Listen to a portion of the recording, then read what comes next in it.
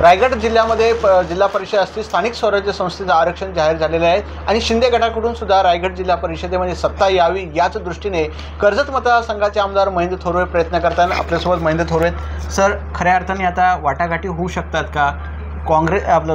शिवसेनेची भूमिका जरा निरवळलेली दिसून येत आहे।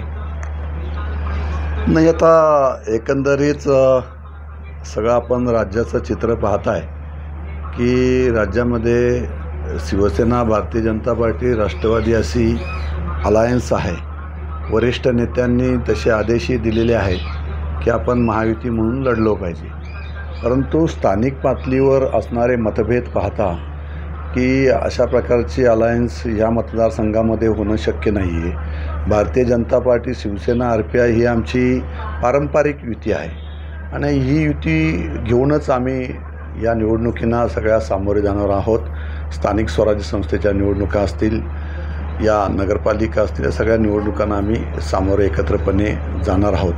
परंतु शिवसेनेची भूमिका ठाम त्या ठिकाणी आहे की जी राष्ट्रवादी या ठिकाणी अजित पवारांची जी आहे त्या राष्ट्रवादीबरोबर आमची कोणत्याही प्रकारची युती या मतदारसंघामध्ये होणार नाही आहे, कारण त्यांनी उभाटाबरोबर त्यांनी युती त्या ठिकाणी केलेली आहे। त्यामुळे त्यांची आमच्याबरोबर युती होणं शक्य नाही आहे।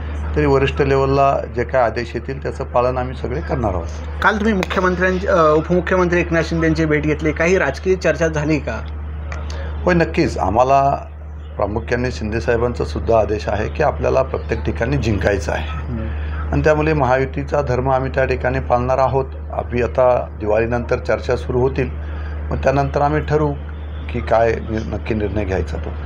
जिल्हा परिषदेचा भरत गोगावले नवीन फॉर्म्युला काढला, ज्यांचे आमदार कमी असतील त्यांना जागा कमी दिल्या पाहिजे, कसं पाहता या फॉर्म्युल्याकडे? नाही, आता ते जर जिल्ह्यामध्ये 7 आमदार महायुतीचे आहेत आणि महायुती म्हणून जर जिल्हा परिषदेची निवडणूक लढायची असेल तर अशा पद्धतीचा फॉर्म्युला असावा असं एक मत महेंद्र दलवींनी व्यक्त केलेलं आहे। परंतु ते काय असं सगळ्या भारतीय जनता पार्टी किंवा राष्ट्रवादी असं सगळ्यांचं त्या संदर्भातलं मत काय अजून त्या संदर्भातलं आलेलं नाही आहे। त्यामुळे आता दिवाळीनंतर भारतीय जनता पार्टीशी आमची चर्चा होईल, त्याच्यानंतर भारतीय जनता पार्टी राष्ट्रवादीशी काय चर्चा करणार असेल तर ते त्या लेवलला करतील आणि मग तसा काय निरोप असेल तो निरोप घेऊन एकत्रपणे कशा निवडणुका लढल्या गेल्या पाहिजेत या संदर्भात विचारविनिमय करतील त्या लेवलला।